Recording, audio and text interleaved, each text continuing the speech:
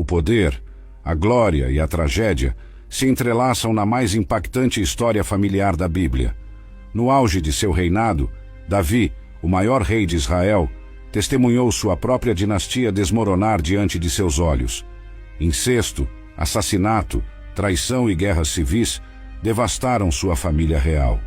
Uma profecia sombria se cumpriu, revelando como um único pecado desencadeou uma tempestade de destruição que atravessou gerações. Hoje, vamos mergulhar nos bastidores deste drama real que mudou para sempre o destino de Israel e nos ensina lições atemporais sobre família, poder e redenção. No apogeu do reino de Israel, quando as nações vizinhas se curvavam diante de seu poder, o rei Davi alcançou tudo o que um homem poderia desejar. Suas fronteiras se estendiam do Egito ao Eufrates, seus celeiros transbordavam de riquezas, e seu nome era temido e respeitado por todos os povos.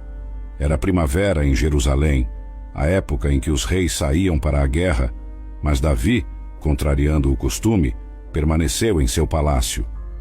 Numa tarde aparentemente comum, caminhando pelo terraço de seu palácio real, seus olhos pousaram sobre uma visão que mudaria para sempre o curso de sua história.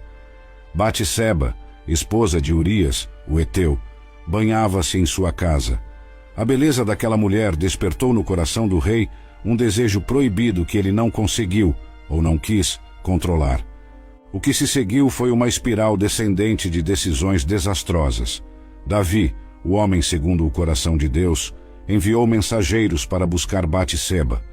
A Escritura nos relata com uma simplicidade devastadora. Ele se deitou com ela. 2 Samuel 11:4. Um encontro que duraria apenas uma noite, mas cujas consequências ecoariam por gerações.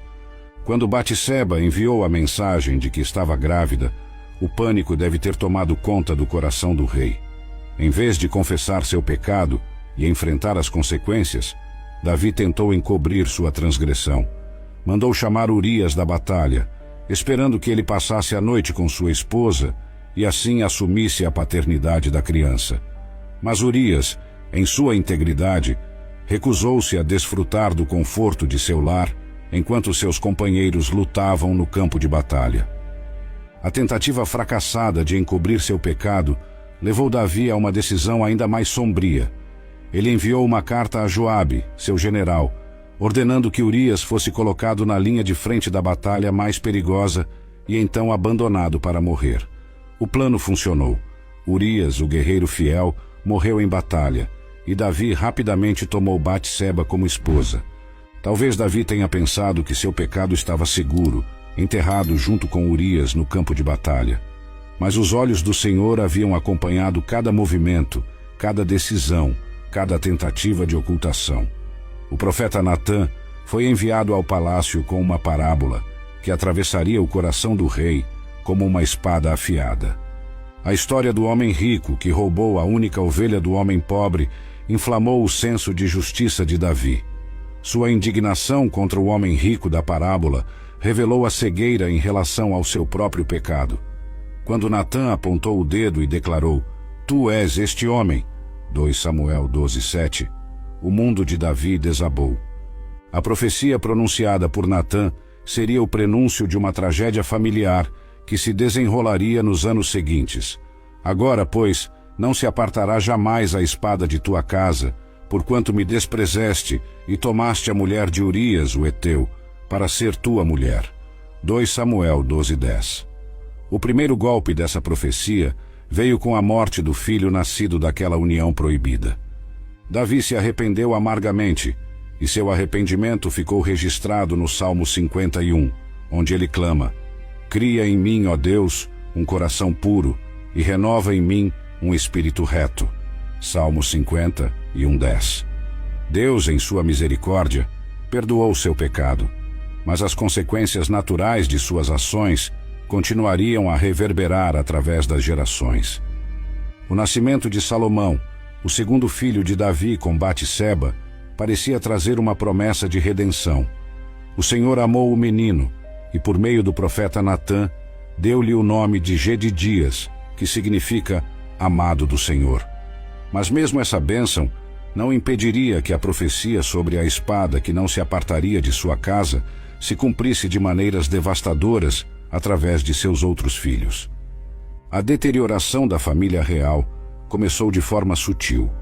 O pecado de Davi havia criado fissuras na fundação moral de sua casa.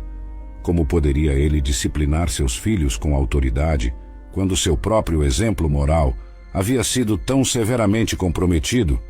A ausência de uma disciplina firme e consistente começou a se manifestar no comportamento de seus filhos mais velhos. O palácio, que deveria ser um lugar de justiça e retidão, tornou-se um campo fértil para intrigas, ciúmes e ambições descontroladas. Os príncipes, crescendo à sombra do poder e da riqueza, desenvolveram um senso distorcido de privilégio e impunidade. O amor paternal de Davi, embora genuíno, muitas vezes se expressava através de uma permissividade que seria fatal para o futuro de seus filhos. As sementes da destruição haviam sido plantadas, e seus frutos amargos não tardariam a aparecer. O drama que se desenrolaria nos anos seguintes envolveria todos os elementos de uma tragédia épica: amor proibido, vingança, traição, guerra e morte. E tudo começaria com a história de uma princesa chamada Tamar, cuja beleza despertaria uma paixão proibida no coração de seu meio-irmão Amnon. Nossas escolhas têm consequências que vão muito além de nós mesmos. O pecado, quando não tratado adequadamente, tem o poder de contaminar gerações inteiras. As falhas morais dos pais frequentemente se manifestam de formas ainda mais intensas na vida dos filhos. Enquanto o sol se põe sobre Jerusalém, o palácio de Davi, antissímbolo de glória e poder, começa a projetar sombras mais longas e escuras. O estágio está preparado para uma série de eventos que testarão os limites do amor, do perdão e da justiça divina. E é neste cenário que encontramos Tamar, a princesa, cuja tragédia pessoal seria apenas o começo de uma avalanche de desgraças que atingiria a casa real de Israel.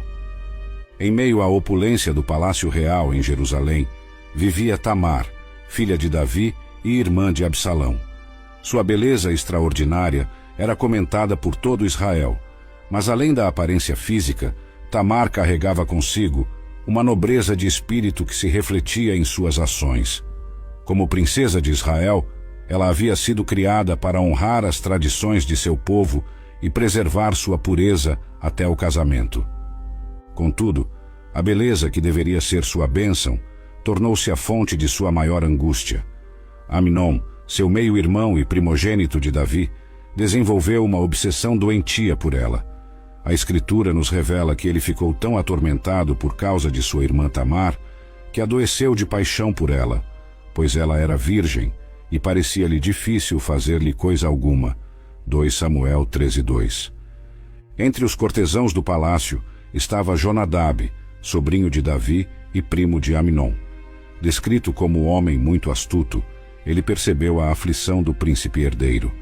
Em vez de aconselhar Amnon a abandonar seus pensamentos impuros, Jonadab arquitetou um plano perverso que mudaria para sempre o destino da família real.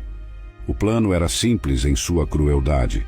Amnon fingiria estar doente e, quando Davi viesse visitá-lo, pediria que Tamar fosse enviada para preparar-lhe algo para comer. A inocente princesa, cumprindo seu dever familiar e obedecendo às ordens do pai, não suspeitaria da armadilha que estava sendo preparada. Quando Tamar chegou aos aposentos de Amnon com os bolos que havia preparado, encontrou-o aparentemente enfermo em sua cama. O texto bíblico descreve com dolorosa precisão os eventos que se seguiram. Amnon recusou-se a comer, pedindo que todos os servos se retirassem, deixando-o a sós com sua irmã. Foi então que a máscara caiu. Amnon revelou suas verdadeiras intenções, agarrando Tamar e implorando que ela se deitasse com ele. A resposta da princesa revela tanto sua sabedoria quanto seu desespero. Não, meu irmão, não me forces, porque não se faz assim em Israel. Não faças tal loucura. 2 Samuel 13:12. Tamar, em sua angústia, ainda tentou raciocinar com seu irmão. Sugeriu que ele falasse com o rei, acreditando que Davi poderia encontrar uma solução legítima